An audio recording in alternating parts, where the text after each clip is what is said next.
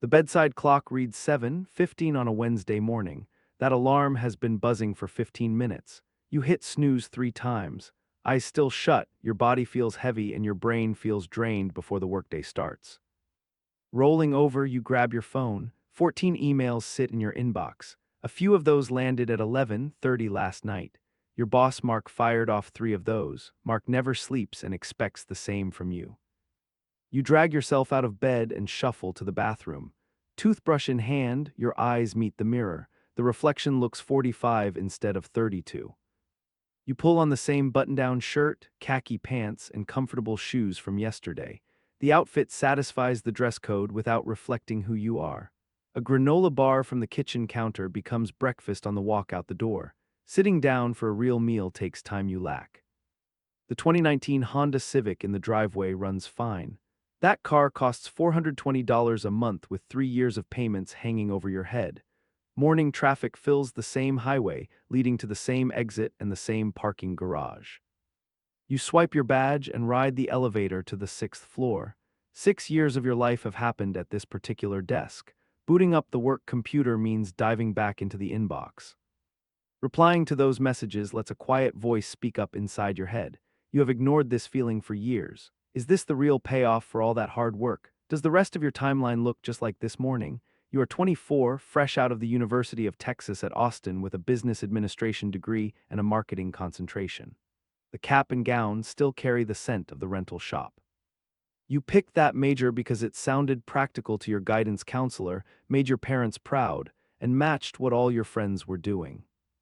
A $37,000 student loan balance hangs over your head, yet the size of that debt fails to scare you. Apex Financial Solutions hired you for a real career track. The Austin firm employs around 300 people managing retirement accounts and investments. Your parents brag to their friends about this solid, respected company. Monday, September 6, 2021, brings brutal Texas heat and a broken car air conditioner. Sweat soaks through the $45 outlet mall dress shirt you bought for the occasion. The shoulders hang too loose, but your excitement overrides the discomfort. A security guard points toward the visitor lot after you pull up. Polished floors and a large wooden desk define the spotless lobby. The receptionist smiles and hands over a temporary badge. Your name printed on that temporary badge means something. The elevator opens on the 3rd floor to a sprawling open office. Gray fabric cubicle walls stretch in every direction under fluorescent lights, while computers and air conditioning hum in the background. Susan from HR greets you next. She is in her 50s and has worked at the firm for 18 years, delivering that fact with a smile suggesting she has recited the same introduction 1,000 times. She shows you the break room, the coffee machine, the 2 microwaves, and the supply closet, telling you to grab whatever supplies you need while keeping her permission a secret. Your assigned desk sits in the center of the floor, far from any windows or the break room, meaning you have to walk past a dozen other workstations to get anywhere. A computer monitor, a mouse, a Cisco phone, and a small plastic plant left by the previous occupant sit on the desk. That previous occupant wore the keyboard keys smooth. A welcome packet rests on the keyboard next to 3 forms, a benefits guide, and a company-branded pen. The office chair squeaks as you sit down. The loose hydraulic lift drops you about 2 inches. You adjust the chair and it sinks again. A man in his 40s with thinning hair sits to your left discussing quarterly earnings on the phone in a low voice. He sounds like he has done this 1,000 times, and he probably has. A woman your own age occupies the cubicle to your right, staring at a spreadsheet without looking up. 2 people across the row have a quiet argument about a report. One says the numbers don't add up. The other says she doesn't care and needs the report by noon. You take a deep breath. This is it. You made it. That first year felt great. You learned the ropes and met new people while pulling in $51,000. Taxes took it down to $38,000. Rent, student loans, and car payments ate the rest, leaving your bank account empty. Youth gave you a buffer, though. Time was on your side. Mark ran the show. At 39, he kept his hair in a sharp side part and drove a black SUV.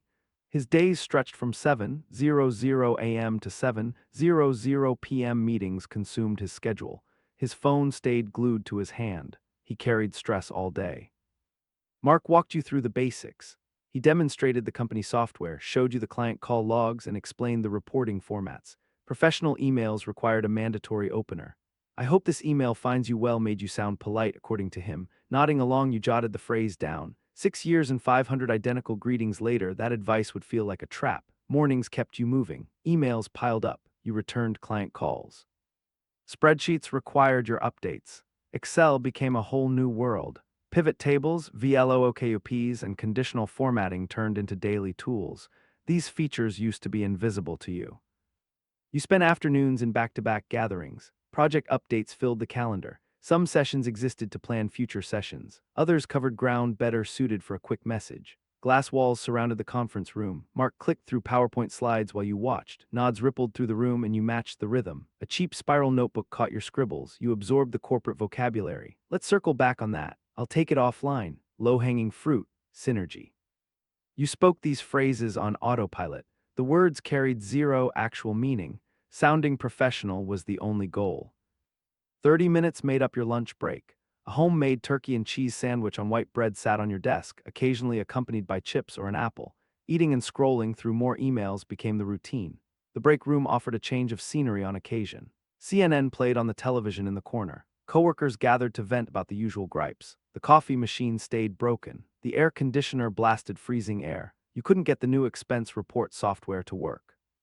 Joining in on the complaints created a strange sense of camaraderie. A 35-minute drive separated your apartment from the office. That small one-bedroom in North Austin cost $900 a month. Beige walls and an overcrowded pool defined the complex. You drove the same roads, traffic patterns, exits, and parking garage each day. Gridlock added 10 extra minutes to the trip on bad days. An accident, construction, or an excess of cars caused the delay. Gripping the steering wheel, you checked the clock and texted a coworker about running behind. Podcasts and phone calls to your mom made the drive bearable early on. The novelty wore off over time. Your mind cycled through the same mundane loops. Dinner plans, laundry chores, calling your mom, the looming question of how long you could sustain the grind. The atmosphere shifted on Fridays. People smiled more. People wore jeans instead of office wear. People headed out the door closer to 5:00 p.m. You went for drinks at the Rusty Tap on occasion. That bar near the office served cheap beer and fried appetizers. Coworkers recycled the same jokes. You laughed on cue. The routine felt fine and standard. Dread arrived on Sundays. A tight chest and a stomach knot showed up around 4:00 p.m. Checking your inbox revealed a message from Mark asking a quick question or giving a heads up for Monday. Your heart sank at the sight. The Sunday scaries took hold. Colleagues discussed this weekend anxiety as an unavoidable rite of passage. You had to accept the misery as a given of adulthood. Second year arrives before you expect it. The initial thrill fades. You learn everything the role has to offer. Reports happen while you sleep. You guide meetings without thinking. Replies go out before you read the emails. The work becomes automatic. You keep staring at the clock. 9:32 a.m. 10:14 a.m. 11:05 a.m. 12:00 p.m. 1:18 p.m. The minutes move like sand. Drip, drip, drip. Those hours vanish forever. You watch them slip away. You try to make things interesting. A new system for tracking client feedback seems like a good fix. You build a prototype on a Saturday afternoon. A simple Notion page and a shared database come together. That setup saves everyone hours of back and forth emails. Mark sits across from you in a one-on-one meeting. That's interesting, he says, but let's stick with the current process. The client is used to it. You close your laptop. The walk back to your cubicle takes a minute. You stare at your screen for the rest of the afternoon. Mark isn't a bad person. He just chose comfort. 11 years at the company. A mortgage, kids in school. Risk costs too much. Change costs even more. You don't blame him. You start to realize something. You are becoming him. The routine becomes a cage. You notice it in small ways. You buy the same coffee every morning. The same route to work becomes your only drive. You eat the same lunch, watch the same shows, and talk about the same things. Your life shrinks to fit your job. 15 years, 20 years, the veterans hit those milestones. They have gray hair now. They got older. Nothing else changed. The same emails still get answers. The same desks still hold them. The same spreadsheets still fill their screens. You see the years stretching out ahead. The same commute, the same cubicle, the same meetings and reports, the same everything. You look in the mirror one morning. Dark circles rest under your eyes. You are 26. Exhaustion shows on your face. You feel tired. You start to wonder, is this really what I want? Is this really all there is? Year 3 brings a quiet shift. You notice the change sneaking up on you over months, pulling back like a low tide. The shift becomes obvious at your desk. 3 years of staring at the same spreadsheet makes you think about your life. This grid of numbers is your reality now. This is how you spend your time. You start noticing small details. Mark lets out a heavy sigh every time you ask a question. He talks down to you like a kid. Your coworker turns in sloppy work and calls it good enough. One night at the Rusty Tap, James tells a story you have heard 3 times before. The group laughs at the same punchlines, heads nod in the same spots. You let a realization sink in over a drink. Nobody in the booth is happy. They settled for comfort. Comfort is not happiness. You lie awake in your apartment. The laptop screen lights up the dark room when you open it. Questions about hating your job and making money outside a 9 to 5 fill the search bar. Financial independence and home business ideas take over the browser tabs. Articles and videos keep you company until 3 in the morning. The pieces click together in your head. You have no interest in wealth or fame. $1 billion startup is not the goal. You want freedom and nothing else. Mark 6 a.m. phone calls need to end. The endless emails need to stop. The commute and the cubicle belong to the past. Trading your life for a paycheck that leaves nothing after rent is off the table. Small steps lead the way. You open a high-yield savings account offering a 4.3% return. Your regular bank account was paying 0.5% on a $6,000 balance. The math is easy. The old account generated $30 a year. The new one brings in $258. $7 minutes is all it takes to transfer the funds. You make tracking expenses your new project. A basic spreadsheet logs every dollar. Groceries, rent, car payments, insurance, coffee, and beer fill the cells. The first month shocks you. Coffee runs cost $140. Food truck lunches eat up $80. Phone apps drain another $40. You make changes after that realization. A $29 coffee maker and a $12 thermos replace the morning cafe trips. Brewing at home saves $100 a month. Lunch prep shifts to the night before. Sandwiches and leftovers go into basic containers. You keep another $80 in your pocket with that habit. Subscriptions go on the chopping block. You cancel 4 streaming services, an unused gym membership, and a sleep tracking app. Your monthly savings jump from $200 to $600. You feel something you lacked for years. Control, year 4 you start flipping other people's discarded goods. The inventory consists of undervalued items you find and sell for a markup. The operation stays too small to mention to your parents. $40 secures a used coffee table from a resale app. You clean the grime off, sand the top, and apply a fresh coat of stain. Your phone catches the natural light for the listing price of $180. 3 days later, a buyer takes it. The pattern repeats. $20 buys a vintage lamp which you sell for $90. $60 covers a set of dining chairs, bringing in $200. Monthly profits climb from $400 to $6, then $8. Bigger pieces follow. $80 lands a mid-century dresser. You refinish the wood, attach new hardware, and highlight the clean lines to push the resale value to $300. A crucial realization hits. Your eyes catch what others miss. Dusty garage sale furniture grabs your attention. Old bookshelves only need a quick wipe down. Tables with solid bones hide under terrible finishes. Most buyers walk right past these old items. You see the pure opportunity. The landlord's apartment manager spots you hauling heavy furniture up the stairs one afternoon. She asks about the project. You explain the entire flipping process. First dibs on clean-out apartments become your new normal. Your network expands. A friend of a friend moves across the country and needs to get rid of a whole household of furniture. $100 buys the entire lot. $800 comes back.